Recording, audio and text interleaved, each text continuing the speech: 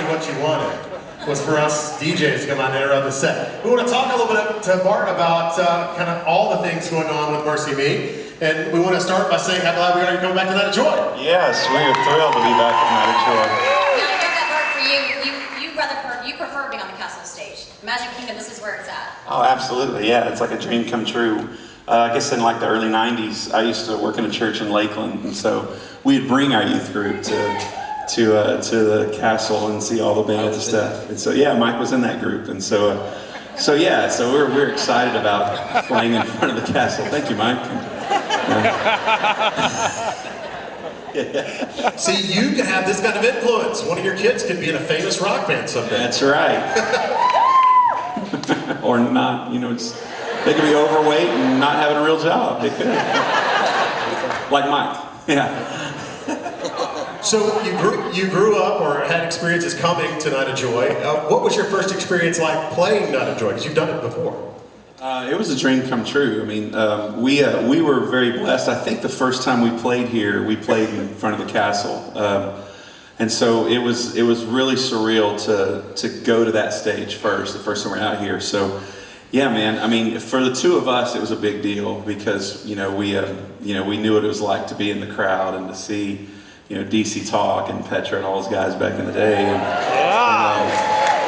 Yeah, so to be on the stage was pretty unreal. It was awesome. Plus, you are now a hero to your kids who get to come to Disney World and see Daddy on the castle stage. Yes, this is the only show that matters to my children. So.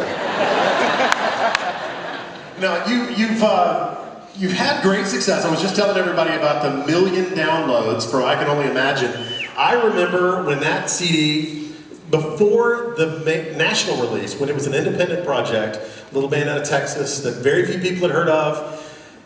And Z88.3 was playing that song before the world knew about it. In fact, we still play that version. Did you know that? No, I didn't know that. Yes. Very exciting, isn't it? It is very exciting, yes. So, I mean, obviously you could never have predicted what would have happened, but talk to us about what it feels like to be a part of something like that. It's pretty humbling. We just found out about the 1 million downloads literally less than a week ago. And so, yeah, we had no idea we were even approaching that.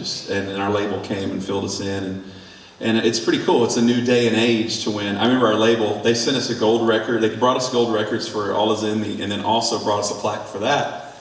And our label president was like, "Man, I've got gold records. I've never had one of these." And he was so excited about it. And so it's just a different era, to 1 million downloads. You just don't realize that.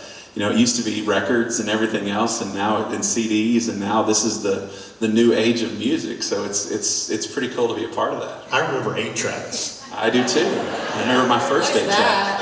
What was your first 8-track? Kiss Destroyer. I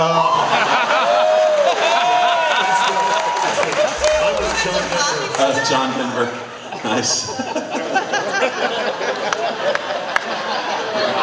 John Denver fan. Yeah. Dynamite 8. What's that? The Dynamite 8 that you...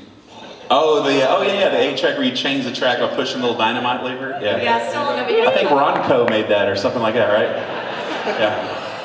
Well, I think I can speak for most of the people in the room that songs like I Can Only Imagine have impacted not just us, but the youth that we work with and the people that we get a chance to minister to in our own ministries. How do those songs kind of affect you personally? I mean, is it just kind of like, is the 80,000th time you've sang it, or did you still feel that when you sing those songs? It's a different feeling. I mean, people will ask us like, how do you not cry every time? And well, we kind of got past the crying before it ever made it to the record, and so yeah, so we went through that, but that was before anybody ever got to hear it, and so it's just we always said the first couple of years are for us and the rest is for everybody else, especially like a song with I Can Only Imagine. It doesn't get old because the people we see every night are responding to it out of something that truly, something that's very real in their lives, where they lost a loved one or whatever. So it's hard to get an attitude of, oh, let's do this again. When you see their faces, you realize that this is very real to them and it's a big deal. So that keeps it from ever getting old. And we still enjoy playing it, but it has taken on a different life for us. We certainly, it's more of ministering to people rather than, I don't think about my dad like I used to, who was one of the reasons I wrote the song. But he comes to mind from time to time, but I certainly have kind of, it's more for the crowd that's there. That probably goes with all of our songs. Most of them come out of some kind of personal experience that we've had to work out in our lives personally before we ever take the stage. So. Well, that's definitely true. Beyond I Can Only Imagine, great songs like Homesick and Finally Home and the brand new one, All of Creation. The new album we were talking about earlier called The Generous Mr. Lovewell.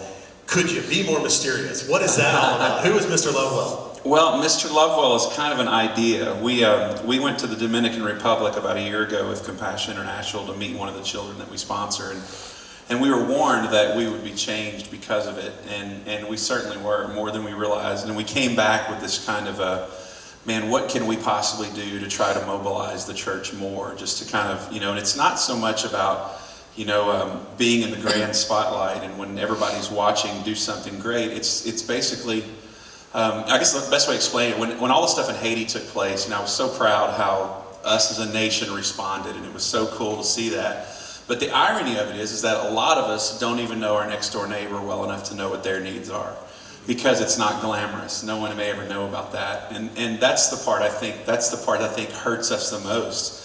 And in the flip side, I think that's where the most change could take place. I mean, if we do the little things, look people in the eye, we talk to them, tip the waitress when she treats you like junk, remember people's names, and all these little things. If we did all that kind of stuff to where it means nothing to us, but it means the world to them, man, the little things would add up to make a big difference. It's not asking too much. I mean, we're not supposed to sit around and wait for the next Haiti. We're supposed to be Christ every day of our life, even in the smallest, most unglamorous moments. So that's what the original title was going to be called Lovewell, and the whole idea of that was that it's one thing to love someone, but to love them well and take them to the cross and leave them is a different thing. Our idea of love, as far as Scripture goes, compared to society's idea, they contrast just a little bit. And so we are very adamant about, man, if you are kind to someone, but you don't show them why you're kind to them, if you don't say, you know what, I'm treating you this way because Christ first pursued me, because Christ changed me, then it's almost offensive to not take that person all the way to the gospel and just be kind to them but not show them why.